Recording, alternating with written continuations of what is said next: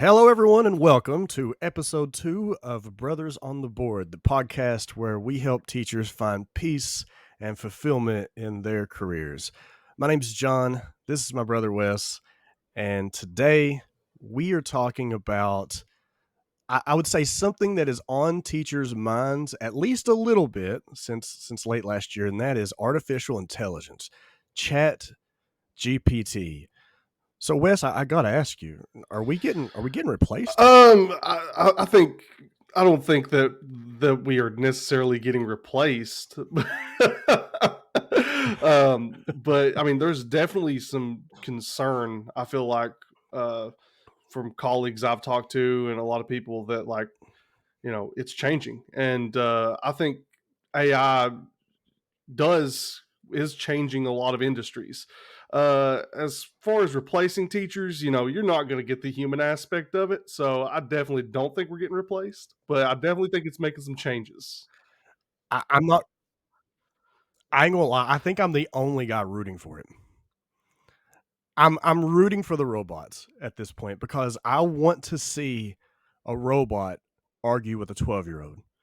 Like I'm ready for that. I'm ready to see a robot argue with a 12-year-old that they've been to the bathroom 6 times in the last It's hour like and it's that they not in the can't go again. programming, right? Right? Like, yeah, it's. I want I want to see it issue a consequence just by way of like ticket. It's like calculating. Went to bathroom 45 minutes ago. No, and like a little ticket comes out. It's just like an after school or something. Like I'm ready for this. But no, jokes aside, I think that like what you were saying is pretty spot on in terms of obviously the human element of teaching. Um, Obviously, the biggest concern I think some people may have is like, will it go fully remote? You know, we saw that with the pandemic and a lot of schools going fully remote. And I think there was people at the time asking like, why couldn't a robot just do this? Why couldn't a robot just talk about Mhm. curriculum or whatever it is, right? I think that that's definitely something that is a concern, or at least it's on people's minds. But more realistically, the conversation today is dealing with how can we embrace artificial intelligence in the classroom, because let's face it, it's not going anywhere, right? Like it's not just going to disappear. This is an industry that is just now beginning to take off, and we know how technology expands. It's exponential, and it's going to keep going in that direction. So it's something that as educators we can kind of fight it, and try to just pretend it doesn't exist, or we can try to find ways to embrace it and use it for good in the Absolutely. classroom. I agree. And I'm on board with that too, where I've even already started using it a little bit in the classroom, played around with it a little bit. And I definitely think there's some things that it can provide, quality of life things for teachers that is going to make planning and carrying out your day to day stuff just so much better. So I definitely think that there's a good potential for it in the classroom. It's just, a matter of learning about it and figuring it out, just like any other piece of technology or any other, curriculum or program that we use. And we know that there's cons associated with it, right? Like we know that students are going to use it to try to write their papers for them. We know that they're going to try to turn in assignments like that.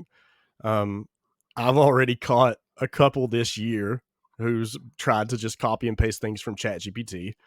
And, this kid, I pull him out in the hallway and I'm like, hey, man, like, you use ChatGPT for this because it was written way too good. Like, better than anything I had written all year or had read all year.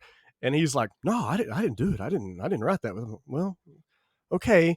And then there was a bunch of big words used in this document. And I looked at him and I pointed at one of the words. I said, what's this word mean? And he's like, I don't know. And I'm like, Yeah, you, yeah, you used it, exactly. and he's like, yeah, I did. Like, but I tried to explain to him, and this is something that I'm going to talk about in a minute. But like, dude, I I can handle being wrong. I don't care if you're wrong. If you try, you give me your all, and you're wrong. I can fix wrong. Now, that's what I do. That's what we're here for. But if you just have it write your stuff for you, now you're not gaining anything from the productive struggle of trying to learn, right? Of trying to be successful. So there are definitely ways that I think that we can teach students how to use these tools appropriately. Yeah, I completely agree. I mean, I feel like it's no different than copying and pasting. I mean, I guess it's a little bit more difficult to detect, but it's no different to me than just copying and pasting from a bunch of different sources. So, Yeah, and we've seen that forever, right? Like, and this is not a whole lot different than like when cell phones really first coming started coming around, and then it's like, oh no, they can Google all their answers, right? Like we've kind of got over that at this point. We're just like Google's a thing. We need to find ways to use it to research and to do these things.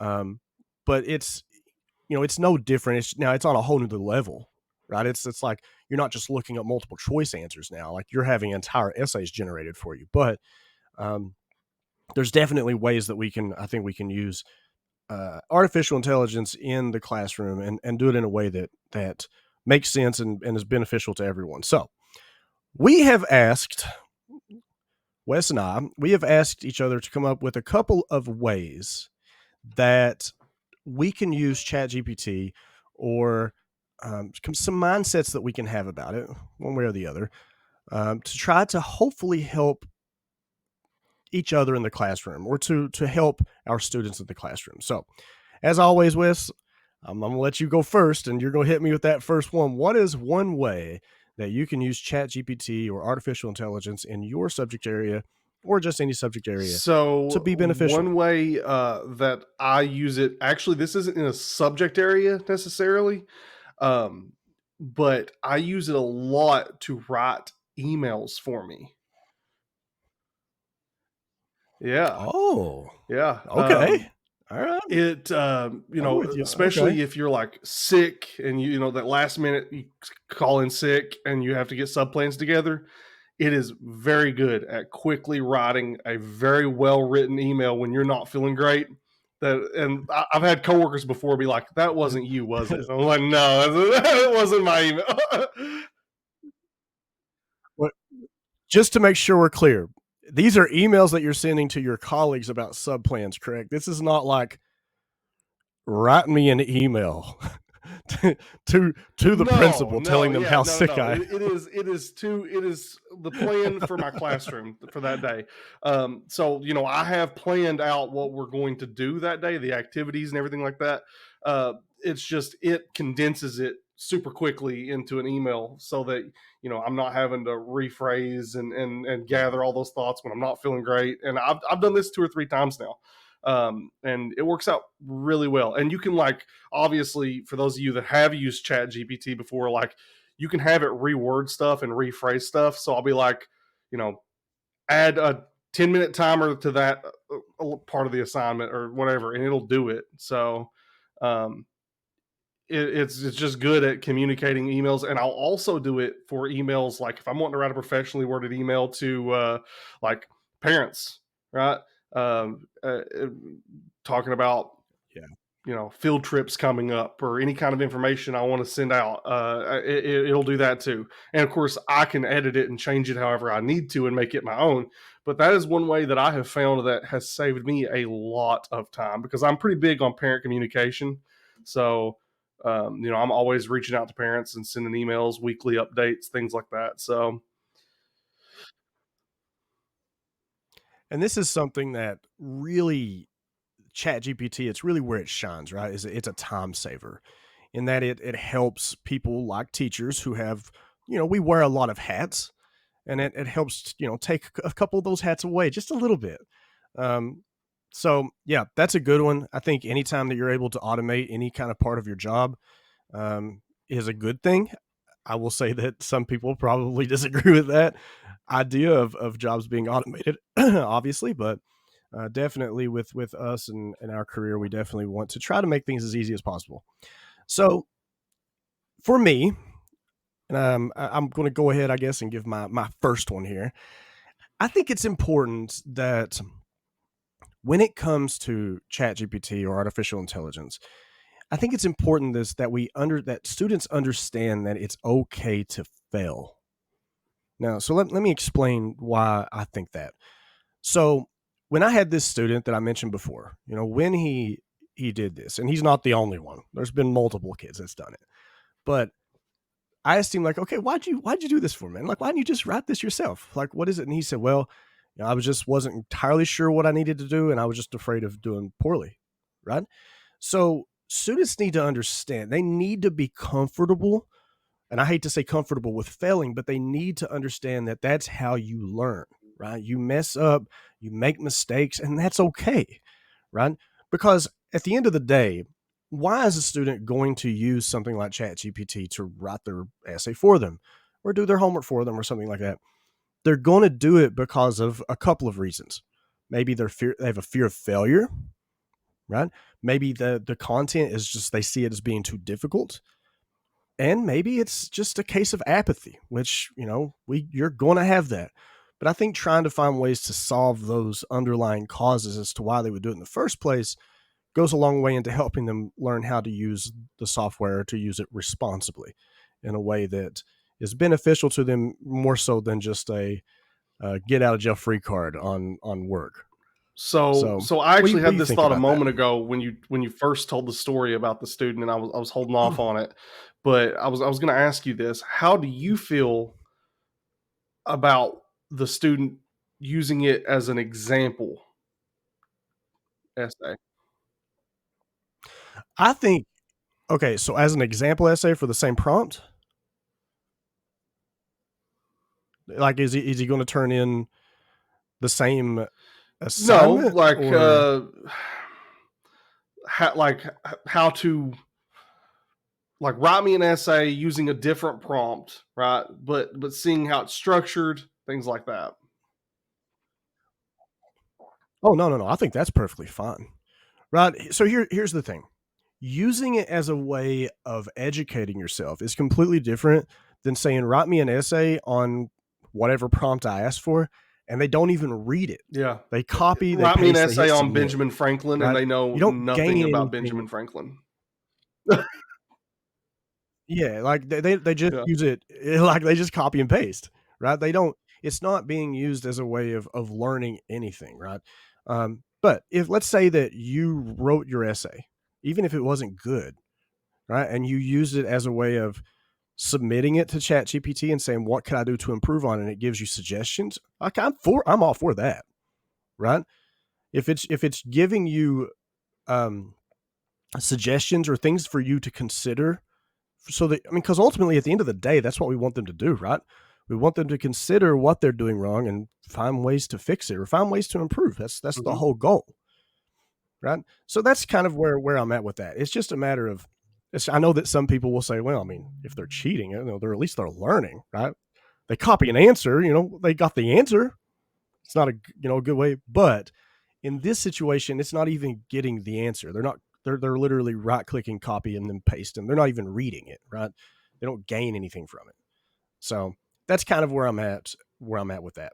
But I think that teaching them that it's okay to be wrong is a step in the right direction, and getting them to, try it for themselves before turning to technology Mhm. to have it just Yeah, answer yeah, for them. I agree, and I do feel like at least in my district and from my experiences, I feel like building up student stamina has been a big focal point and still a very big challenge, right?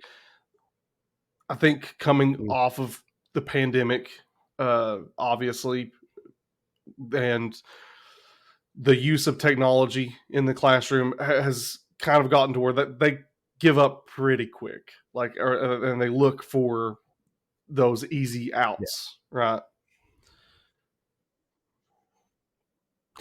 It's funny because Amelia, my wife, for people listening that don't know who Amelia is, but Amelia and I were talking the other day, and she says now she's big TikTok, always watching TikTok, and she says that she can notice a difference in her own attention span after having viewed TikTok for the last couple of years, when she's watching Netflix or something else, she has a hard time paying attention to longer form media than, because she's so used to seeing these tiny little snippets, right? So you have things like that, plus you have the pandemic, plus you have this constant need to be entertained. And I think that you and I fall into that category as well, like growing up in a digital age where you're never okay with just being bored, right? And you're right. Students test, well, I hate to say testing stamina, but that's kind of the same thing. That's where we're at, is stamina for students is, it's hard, right? They really struggle to maintain focus and work on something for an extended period of time. Yeah, yeah, I completely agree. So I definitely think using Chat GPT in a way that is more, like you said, productive and more um, beneficial to their education rather than using it as a crutch is definitely the key to using it in the classroom. Yeah, absolutely. So now where are No, we at? I'm on my second Have you one done your now. Yeah, second one? yeah, Okay, yeah. We lost you on your track of second one time now. there. Hit me with it. Got off a little bit. Um, Well, you elaborated on mine. no, I no. wasn't sure if that was. I was like, did we just So my perfectly go second into one it? Okay, go ahead. is to use it to create like fun activities. Um, obviously you are. I'm not using it as a, again, an out, kind of like how students would use it. Um, but definitely like things that I would normally not create on my own, like escape rooms, which are kind of big, elaborate things. It will do that very, very effectively. Obviously, with a little bit of input from you and a little bit of changing it.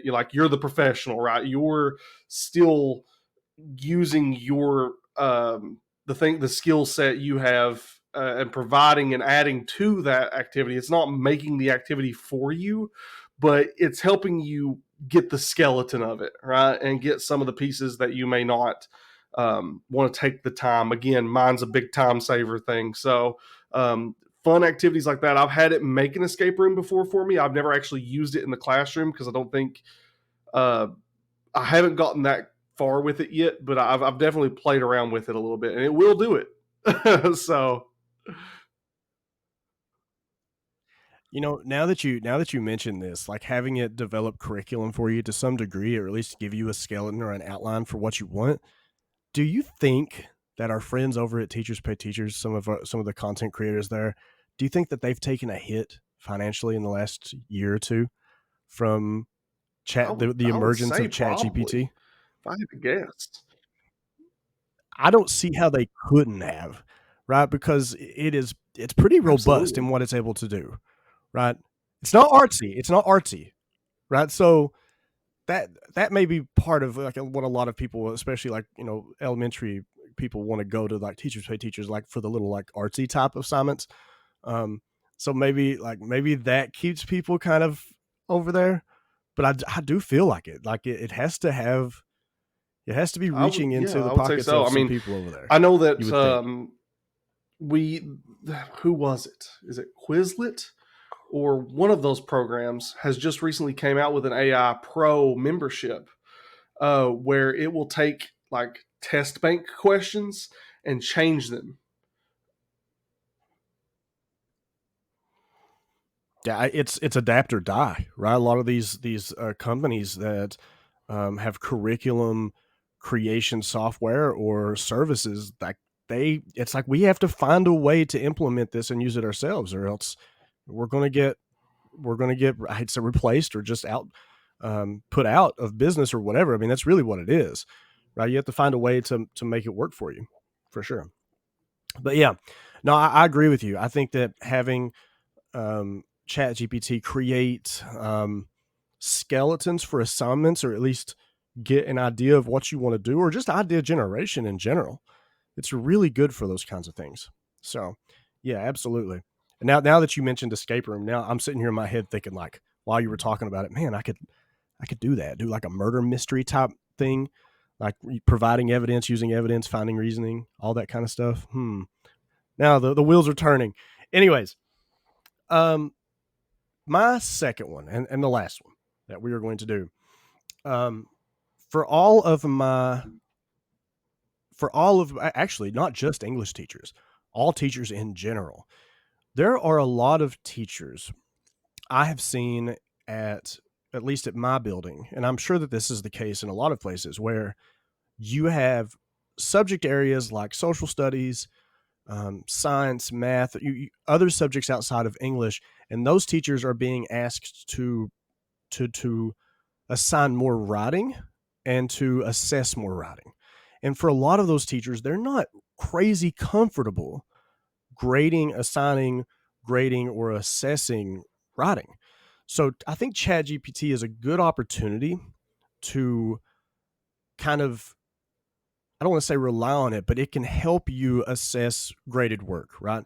So one thing that you can do, like let's say your building uses a common rubric, right? You can upload that rubric to ChatGPT, and then you can just copy paste the essay in, and then have it grade it for you, and it can do it. Now, I will say this: at this point, based on what I've seen, I personally wouldn't use it to assign a grade for my students, just because I have put in the same essay multiple times before and I've seen it spit out Mhm. multiple different scores. I don't know how incredibly consistent it is with a numerical value, but it does provide some relatively good feedback for students to consider, right? So if this was something that you're like, well, you're getting a score for just doing your best, but then at the same time I'm giving you constructive criticism or feedback on what you can do better, I think this is something that's actually pretty good. Or if you're wanting to just grade it and give it a point value yourself, but then at least have the students, or have the students do it themselves. Have the students uh, copy and paste the rubric in, and then copy and paste their own essay in and see what it tells them. I think that there's a lot of opportunity here. There's a big opportunity for teachers to kind of use it as if it's a teacher's aid, as if it's someone else in the classroom that can kind of help give feedback. Because let's face it, when you have 30 kids in a room and you're doing an assignment, over the course of all day, you'll have like 100 kids. You have 100 kids, you're trying to give feedback to those 100 kids every single day. It takes a lot of time and it's very difficult.